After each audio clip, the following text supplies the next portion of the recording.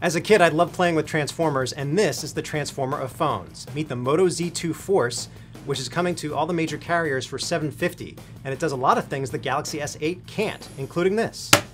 So it has a shatterproof screen, and it plugs into a wide range of Moto Mods. But is it worth $750? At Perch Labs and Tom's Guide, we test all the latest smartphones to find the best one for your needs and budget.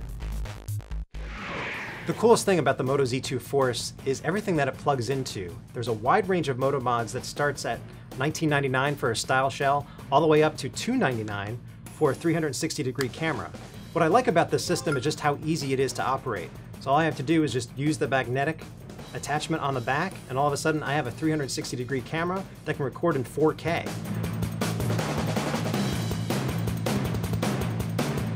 Other options include a projector that beams out a 70-inch picture, a JBL speaker that'll really blast your tunes, and a style shell that adds wireless charging. The Moto Mods can be a little bit pricey, but there are a lot of other phones that just can't do anything like this. The other standout feature on the Moto Z2 Force are the dual 12-megapixel cameras on the back. So you see this little robot head right here. It does a couple of cool tricks. One is that you can shoot in true black and white, which adds a really nice dramatic effect to your photos. And there's also a blur effect similar to what you get on the portrait mode for the iPhone 7 Plus. Our issue with the camera is that the photo quality just doesn't measure up to the Galaxy S8.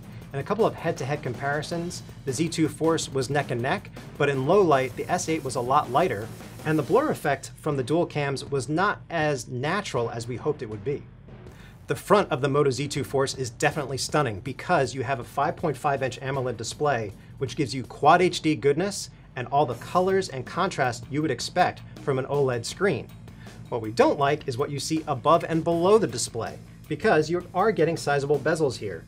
However, on the plus side, the fingerprint sensor is where it should be, and it supports pretty cool gestures such as swiping to the right to see all of your open apps. So it's not as curvy and as all-screen as the Galaxy S8, but this phone is thin at just 0.24 inches, one of the thinnest phones on the market. And despite the thin profile, you are getting decent battery life out of the admittedly smaller 2730 mAh battery. On our web surfing test, we got about 10 hours of battery life on the T-Mobile network, although your mileage may vary depending on what network you use. On the inside, you're getting all the latest specs that you would expect from a flagship phone in the Moto Z2 Force. That includes a Snapdragon 835 processor, 4 gigs of RAM, and 64 gigs of storage, and yes, there is a micro SD card slot. In terms of everyday performance, this was neck and neck with the Galaxy S8 when it came to opening apps and closing apps and even running multiple things at the same time and playing games. However, we did notice a little bit of lag when it came to certain activities, such as opening the camera and going from shot to shot within the camera. If you're looking to save some money, check out the Moto Z Play instead, because for about $400, you'll have a lot of money left over for all of these great Moto Mods.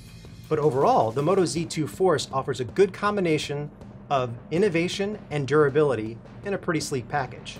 Go to tomsguide.com to see our full review of the Moto Z2 Force. For Tom's Guide, this is Mark Spoonout.